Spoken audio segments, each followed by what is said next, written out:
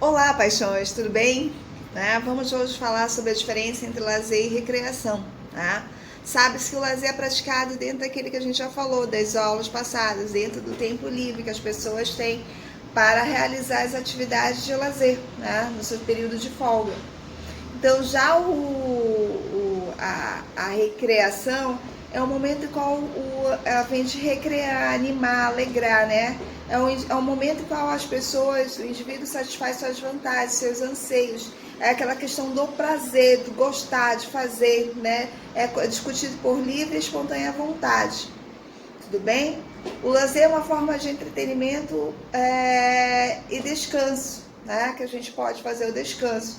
Já a recreação exige um certo desempenho das atividades de forma de obter diversão.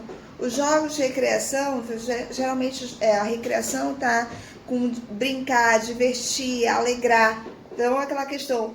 Os jogos de recreação, vamos falar agora sobre os jogos de recreação visam apenas o divertimento dos jogadores, não sendo um jogo desportivo, que é aquilo que é relacionado a campeonatos, como o Campeonato Brasileiro, né, a Copa da Libertadores, né? Então, a atividade, ou seja, campeonatos de basquete, que é uma liga de basquete, então não pode ser nada desportivo, tem que ser livre à vontade, não visando a questão do cunho competição, né? Ver a questão de um prêmio, de uma regra, a questão financeira que também gera em torno disso, tudo bem?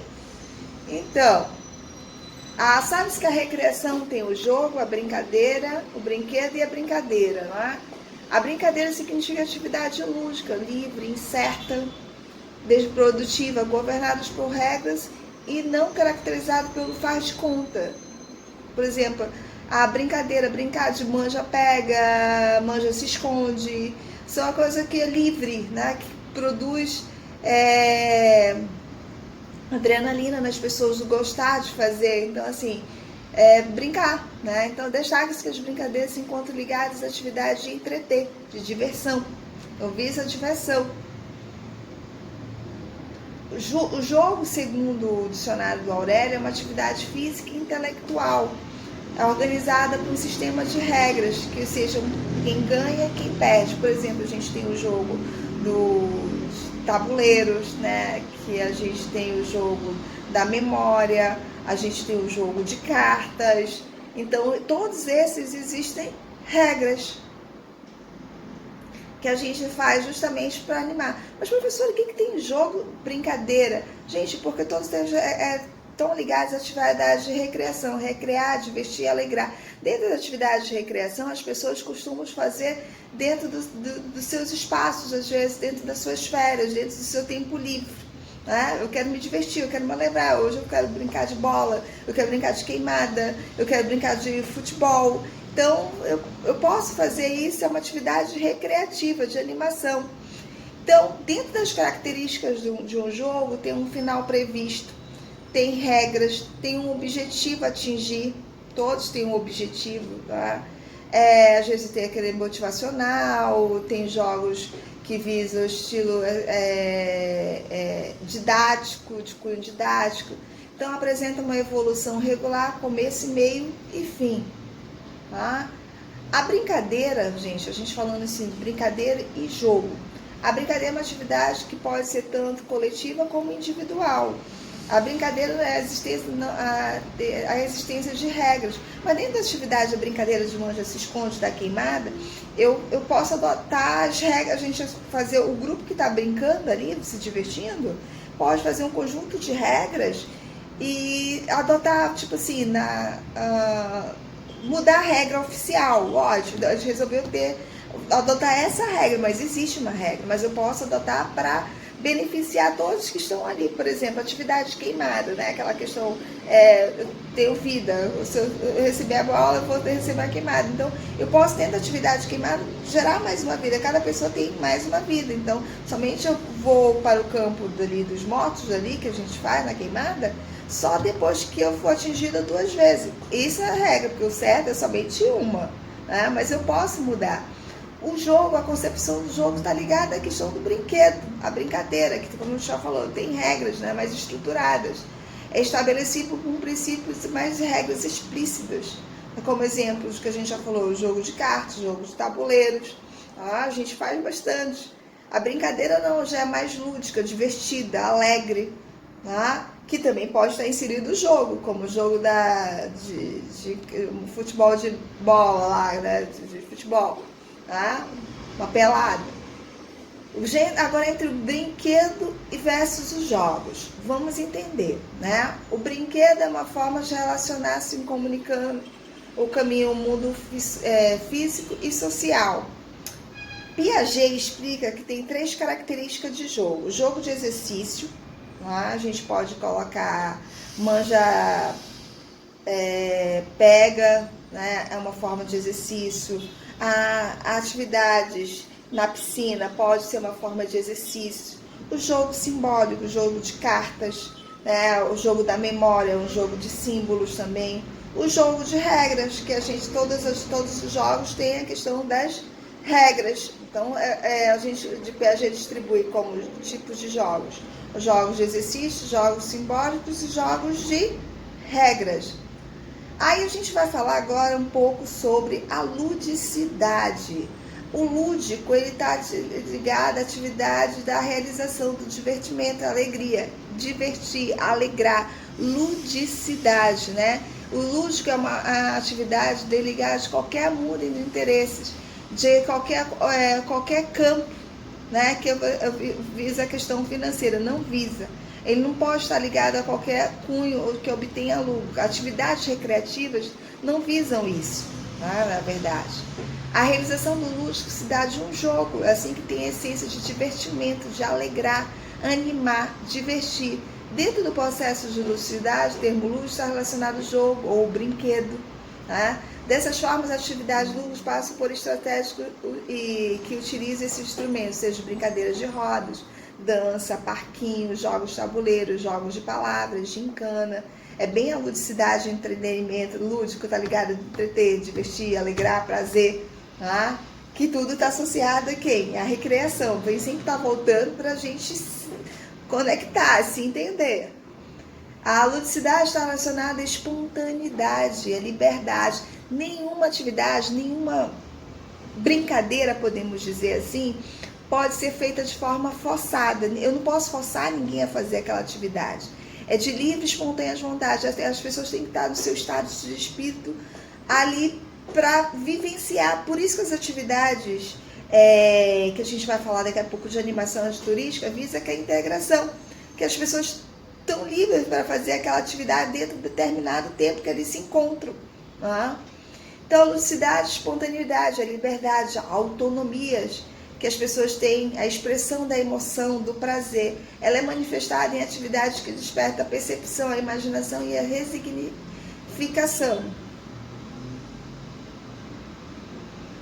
Eu gostei muito dessa frase que eu peguei, não tinha um autor definido. Ele define a ludicidade assim: através da atividade lúdica que a criança se prepara para a vida. É verdade, é muito interessante que todas as crianças tenham a questão da brincadeira. É muito chato hoje a gente ver que as crianças estão muito no mundo digital, sem interação, sem se interar, sem conhecer o estado competitivo das brincadeiras, que a gente começa aí na ludicidade, nas brincadeiras, né?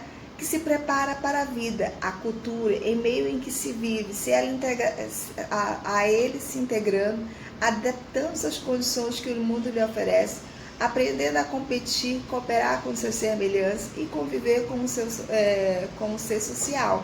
Isso é bem interessante. Hoje a gente vê que faz falta, por isso que as atividades hoje de educação física, elas são bem recreativas, justamente para fazer é um momento que as pessoas se integram, né? Eu falo até da atividade, esquecem um pouco o mundo digital. O mundo digital é muito bom, favorece muita coisa, mas também atrapalha. Essa questão da interação, as pessoas estão se tornando cada vez mais individualistas e não pode, paixões. Então, assim, eu gosto porque, assim, quando eu pratico as atividades recreativas dentro do meu tempo livre, que a gente fala de lazer, recreação, o qual está associado jogo, brinquedo, brincadeira, né? A ludicidade, é bem interessante eu entender como isso se comporta, que nada pode ser obrigado, tem que ser livre à vontade, tem que ser de forma espontânea. É tão interessante a gente saber dessas coisas, porque antes de eu ser um bom profissional, eu tenho que saber as regras de ser um bom profissional. Como é que as coisas funcionam. E a teoria é importante para isso, porque você já sabe fazer as atividades, as práticas das atividades. Tá? Então, como é que eu vou fazer essas práticas das atividades? Certo?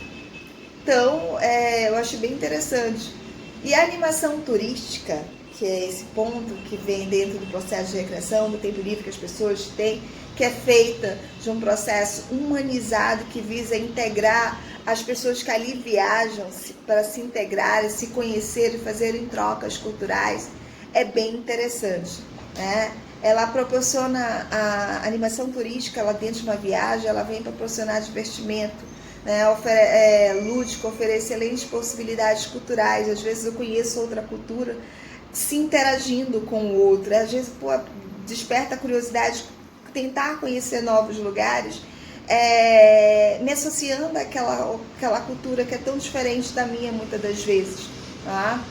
Então, características de um bom animador: ter conhecimento básico sobre o seu papel, conhecer cultura, respeitar as culturas, que muitas vezes eu quero fazer uma atividade, eu não sei como é que se aquela atividade é benéfica para aquela determinada cultura, que a gente tem que respeitar as questões culturais. Ter conhecimento sobre os assuntos debatidos, ter conhecimento sobre jogos e brincadeiras, saber a hora de parar, né? Isso é característica de um bom animador. Tentar relacionamentos rápidos, levar o grupo a superar dificuldades de comunicação, manter ordem durante todo, procurar atender e entender todos, ser firme, ser cuidadoso, saber quando a brincadeira está se tornando chata. Isso aí a gente tem que saber, como a gente falou ainda agora, saber parar, né? Saber escutar, fazer conciliações também. Às vezes aquele grupo não se entendeu, aí já quer, a coisa começa, como é que se diz, o calor das emoções ali começa a ficar discussões, a gente tem que saber driblar. Não, que ali a gente não está para discutir, a gente está para brincar, entreter, divertir, né? Entender quando o grupo está querendo já descansar, ser cordial, né? Atender sugestões em cada grupo, né? Não tem que ser a minha regra, mas a regra que fique melhor para todos, tá? Objetivos da animação: relaxamento, diversão, alegria, estar em estado de êxtase, né? Deixar o sentido do grupo, favorecendo a convivência, provocar vontade de maior permanência. As atividades de animação, ela tem muito aquela coisa assim, eu desejo voltar. É tipo atividade, por exemplo, as animações que acontecem em cruzeiro marítimo. Gente, é enlouquecedor, a gente sente vontade de praticar aquelas atividades, de retornar aquelas atividades, porque é tão boa, tão bacana quando a gente faz essas atividades de animação, a gente dá vontade de retornar. E assim, não existe idade para fazer, limite de idade para fazer qualquer atividade, como nós já falamos de animação turística. Então a gente visa integrar os participantes, distrair o tempo que participa ativamente, fazer com que a viagem se torne cada vez mais gostosa. É bem interessante isso, né? Então, o âmbito que acontece a animação turística: meios de hospedagem, meios de transporte, tá? Demais agentes do sistema receptivo. Meios de hospedagem acontecem em hotéis fazendas, resorts, hotéis urbanos, meios de transporte nos ônibus, nos cruzeiros marítimos, as atividades de entretenimento. Nos demais agentes receptivos, nos portos, aeroportos, por exemplo, Manaus costuma receber grupos de turistas nos seus portos, aeroportos, que é a questão da apresentação folclórica, cultural, ali é uma animação turística, não deixa de ser. Então, paixões, hoje a gente falou sobre a recreação e lazer, né? As atividades que estão ligadas à recreação: brinquedo, jogo, brincadeira, a questão da atividade lúdica que visa a alegria, a animação, né? A questão de forma espontânea. A animação turística, que vem a questão da integração humanística, fazer com que os turistas se integrem, se conheçam, fazendo trocas culturais. Bem, a gente termina agora, né, essa primeira aula do dia que a gente vai dar do dia 24 do 8, né, sobre todos esses tópicos. Eu espero que vocês gostem. Depois a gente vai fazer uma revisão na aula do Meet. Tudo bem? Beijo caloroso para vocês. Fique com Deus. Até a próxima aula.